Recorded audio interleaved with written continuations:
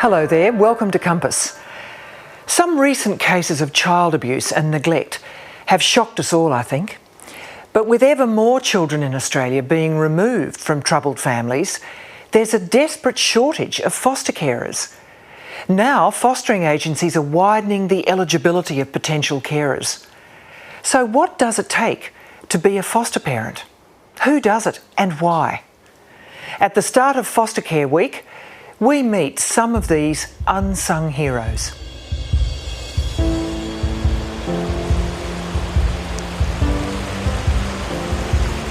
The journey for the past 15 years has been an adventure.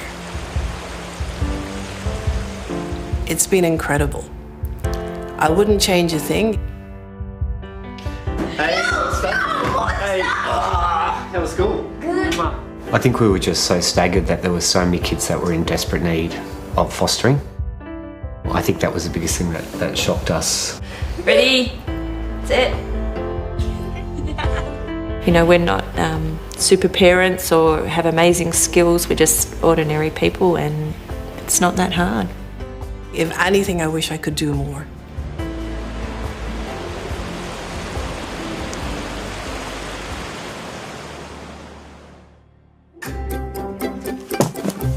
It's 7 o'clock on a midweek morning, and 7-year-old Sarah is getting ready for school.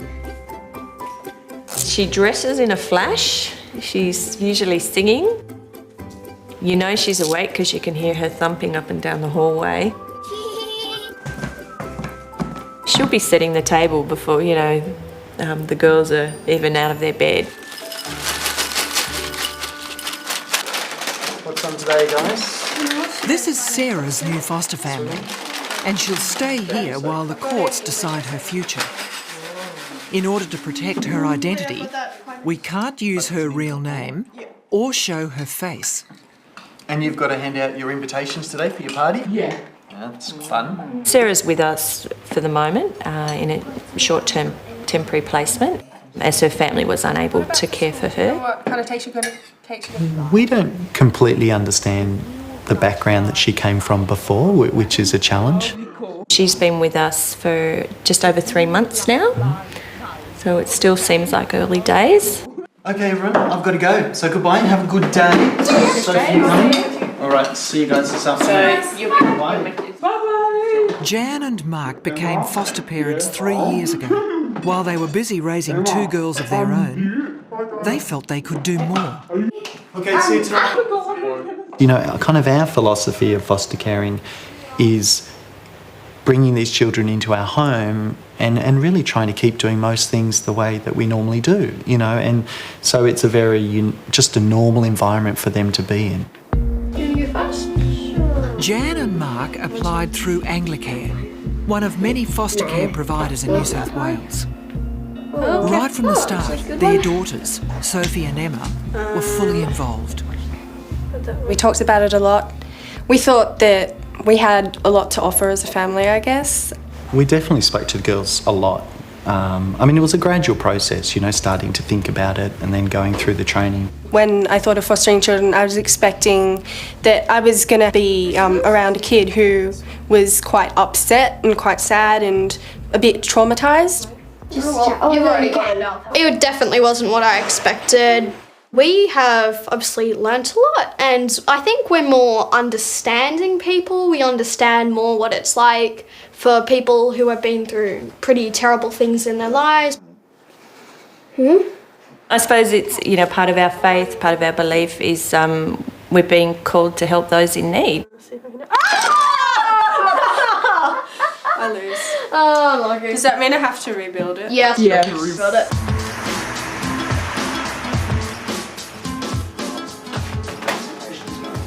Across town, Brett and his partner, also called Brett, run a successful hairdressing business. They've been together for 7 years, but felt there was something missing in their life. It's something for myself that I'd always wanted. So, we started looking at whether, surrogacy or, whether, with other with female friends or, what our options would be. And then fostering came up.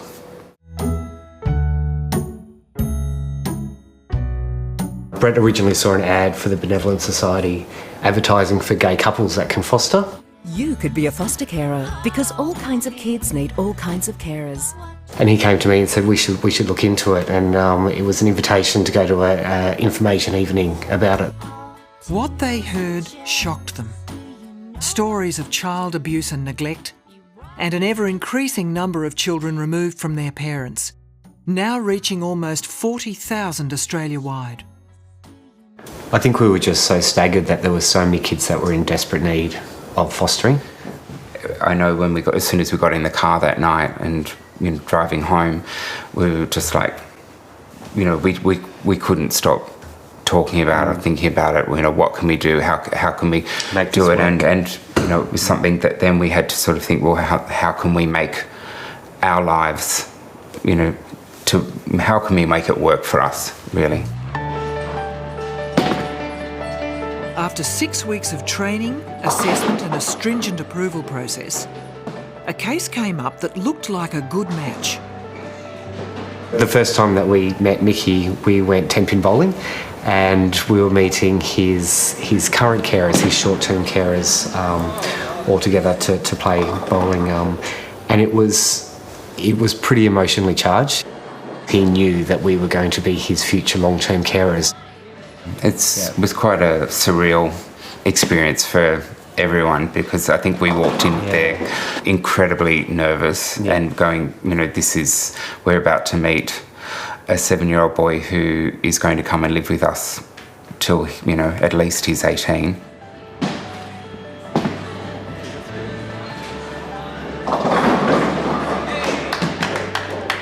Ready to... Is the length of a car closer to 2 metres, 4 metres or 20 metres? Mickey had endured some pretty significant abuse, so there were some major behavioural issues that we had to work through, particularly in the first 6 months. He went from living a long way away from here to suddenly living with 2 gay guys in the city, so I think the transition for him was really, really difficult. So 3 times 6. A lot of these kids come from a situation from a heterosexual family and have copped horrific abuse, so if a gay couple can provide them with a steady, stable home, I can't see why that... I think you just have to see the change in Mickey, and it will speak for itself. With more and more children like Mickey needing foster care, the Benevolent Society decided 2 years ago to reach out to untapped sources of foster parents, gay couples and single parents among them. The kinds of people that can be foster carers is anyone over the age of 21 who's able to open up their home to a child in need. They can be in a de facto relationship, single, married or a same-sex couple. They can have their own home, be renting, working full-time or unemployed. The main component that we are looking for is somebody who is open and willing to open up their home to a child in need. The caseworker who placed Mickey with the Bretts also had to find a placement for Mickey's sister, Angela. Hello, come on in. How are you? Good, how are you? Good, thank you. Catherine and her partner Therese live in a suburb nearby and were also considering starting a family. Pretty busy. We talked about having children for a long time. 3 years ago we got married in the UK, and it felt like a natural progression from then to just build on the kind of family that we were making. They'd thought of IVF or overseas adoption. Then they saw the advertisement encouraging gay couples to apply as foster parents. From the information night, you walked away just going, we can't not do this. This is something we really need to do.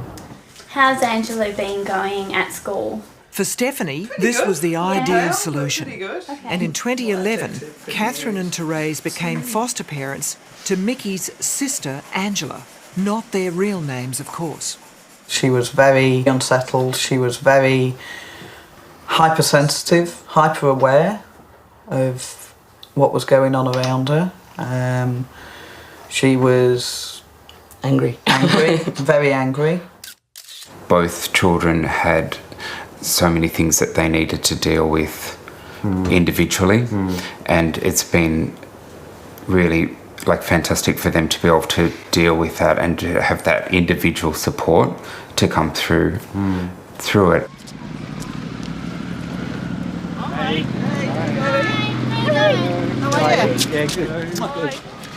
This unique match has reaped unexpected rewards.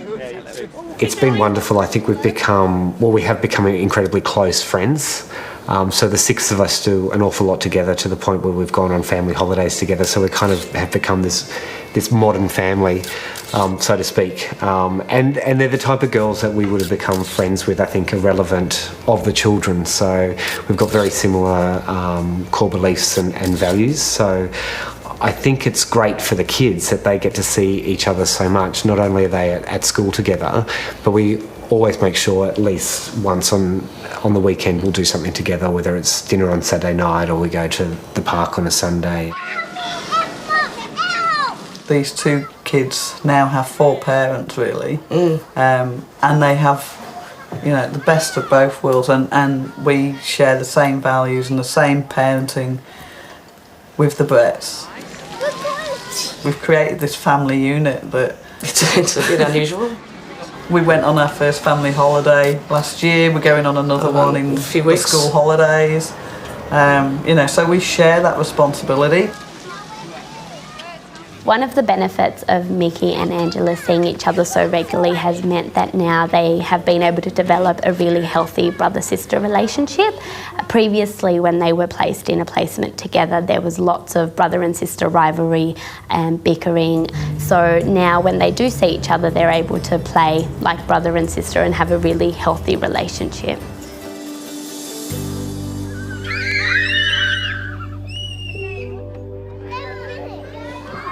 Because of what they've experienced, children in foster care can have a variety of difficult and challenging behaviours. When 13-year-old Shay went into foster care 10 years ago, he had a troubled start. In the first week or two that we had him, he would take everything out of the fridge and he would just curl up into the fridge and close the door and stay there. It was so hard. And then when he would go to bed, he would scream and scream and scream, and there was no comforting him. Patricia is a single mum and has been a foster carer to over 15 different children, many of them victims of abuse and neglect. Shay's case history was heart-wrenching. They had found him abandoned at a train station. The time before he went into care, he had been thrown out of a moving car. And I think also he'd been abandoned in a squat, and he'd been in a squat for a couple of days on his own. So all of this had happened up until the time we got him, and I got him just before he was 3.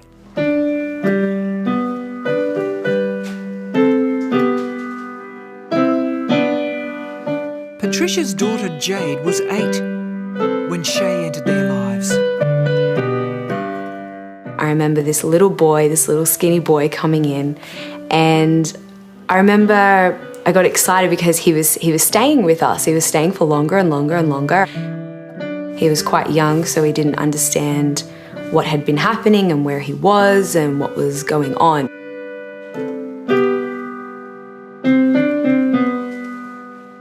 The most difficult period with Shay was definitely the first couple of months.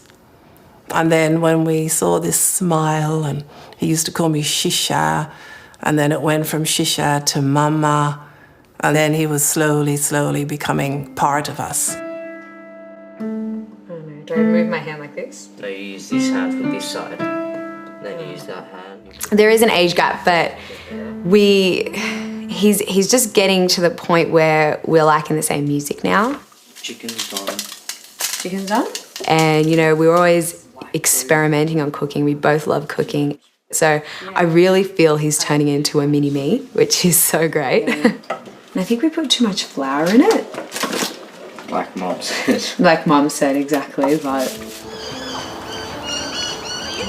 Back at Jan and Mark's, it's been 3 months since Sarah came to live with them.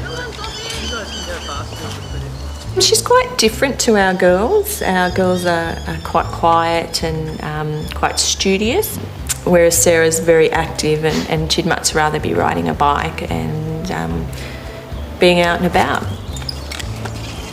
Sarah, she's very out there. She loves to go to the park and she loves to climb and to ride and all that kind of stuff. You're coming up. As well as being as energetic and as athletic as she is, she also enjoys like those things like craft. She's a really creative person. She does all these crazy things. It's really cool. Pretty wet. You right? Yeah. Oh. Move over so you can get it easier then. I suppose that's part of fostering, is that we're not all the same, and it's good to be tolerant of people that are different and patient with each other. So I think it's actually teaching the girls new skills. Well done, Soph. She's amazing, really. Considering at the age of 7 that your life can be totally uprooted, and you're now in this really different house, and you've got to go to a different school, and you've now got 2 older sisters. Just eating different food than what you're used to. So the fact that she's managed so well and settled in so quickly has been, just amazing. I think all kids want to be hugged and want you to brush their hair and to cuddle up when you're reading a story, and I think that's part of being a parent. She does seem to crave it, and you do wonder how much of that love she has had prior to the placement. So, I think that's an easy thing to give, is attention and time and affection. So, it's a very positive thing you can do for someone. It's been 2 years since the Bretts became foster parents to Mickey. Tonight, they're meeting up with their caseworker for one of their regular assessments. The journey over the last 2 years has been like a roller coaster, I suppose. Hi, Steph. How are Hi, you how are you going? How are you? Good, thank you. How are you? Take a seat. Thank you. Some parts of it are just a total blur. So how are things going at home? Yeah, things have been great. Really, Yeah. yeah. Settled and Mikey's been really settled. He's been really chilled, and he's been doing really well at school. We just got his school report last week, and he pretty much got all C's and a few B's, which is great. just a remarkable difference to his last report card.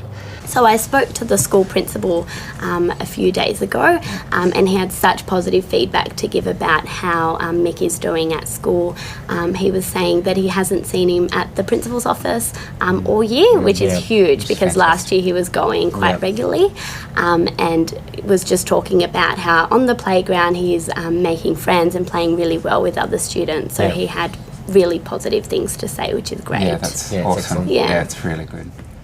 Over the last 2 years that Mickey has been with Bread and Bread, I've seen such amazing progress in how he's going. His relationship with both of the Bretts has really come a long way, and he's feeling a part of the home. He referred to them as his dads to me for the first time not long ago, which was really nice, because it shows that he understands that that's where he's going to be for quite a long time. How good does this look? No worries. He is just thriving in terms of his relationship with his peers and being able to have really healthy relationships where he is being invited to sleepovers and being asked to join in on the football team. He's just doing amazingly. Well done. There is a team involved in this. It's caseworkers, it's his social worker, the child protection unit, it's his school teachers, etc. And when everyone gets together and talks about it, and you see the positives and the great changes and the growth in him is worth every second of it. Yeah. What are you doing today? Tonight we're going out to dinner with Our clients at the salon, which we have been incredibly supportive. How's he enjoying the footy? Yeah, good. He's playing AFL this year. Oh, he's changed from league. He's changed codes. Our team, we've got a really wonderful team that work with us, and we've got a staff of 15, and they have been way beyond supportive, really jumping in where we've needed. If I've needed to dash off, or if Brett's needed to dash off, someone's jumped in and someone's covered. There's a Tyrannosaurus. Spiders are not insects. Will you help me read? I'll read one line, you read one line.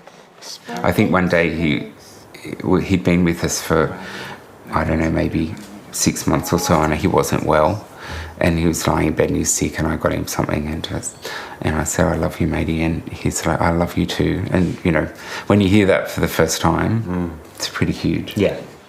All right, time for sleep, matey? Okay, good night. Love you. I love you too. Sleep well. He's just beautiful. He's an absolutely beautiful little boy, and we love him as if he's our own, and we just couldn't imagine life without him now. Hey! I'm on. How are you? How's school?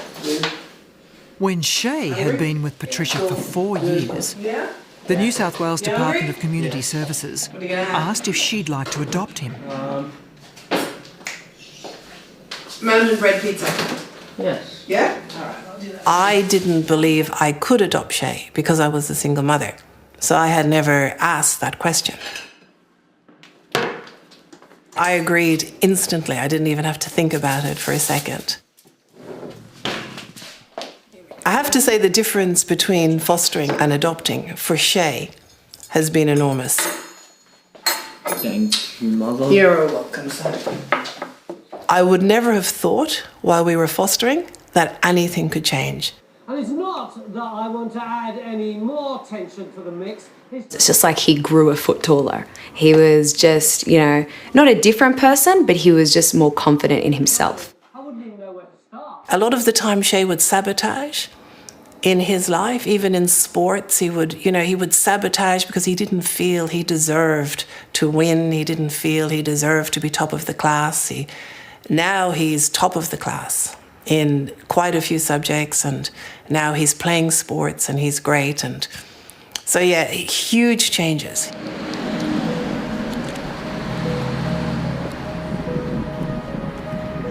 For Shay, there were other big changes in store as well.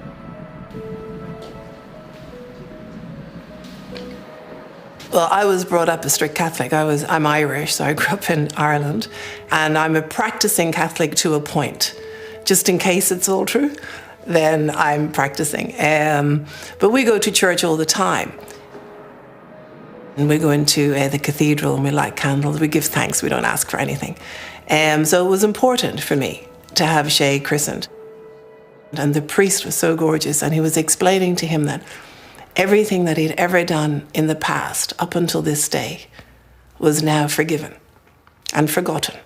And in the eyes of the Lord and blah, blah, blah, blah, blah, none of it mattered. And from this day forward is what matters. And with God looking over you and blah, blah. And Shay took that on board so much, to the point he still quotes it to this day. So that was huge for him. Being baptized, I felt much relieved of something for some reason. I don't know why, but just felt much more happy, like a new start. Happy birthday to you. Happy birthday to you. For us, the best part of doing this is developing that relationship with the child, and just the responses they have. They look for you. They call you by name. They give you a spontaneous hug. Sarah today just wrote a card, to me, just saying thank you. And I just think, wow, that's pretty special. And I think, it's just those really special moments. It's hard to describe.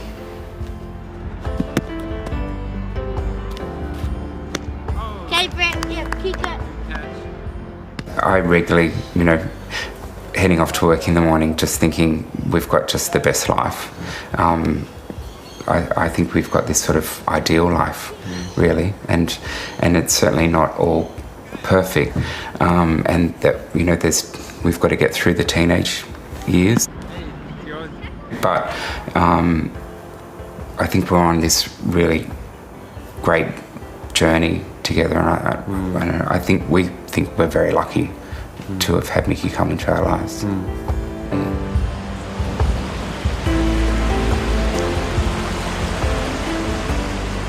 Even though people will say to me, oh, you know, you're amazing, how could you do that? The joy and pleasure I have gotten from Shay and the other children has been life-changing for me. So much heartfelt joy. To have Shay as a son is incredible. I feel like I'm the luckiest person alive to call that boy my son.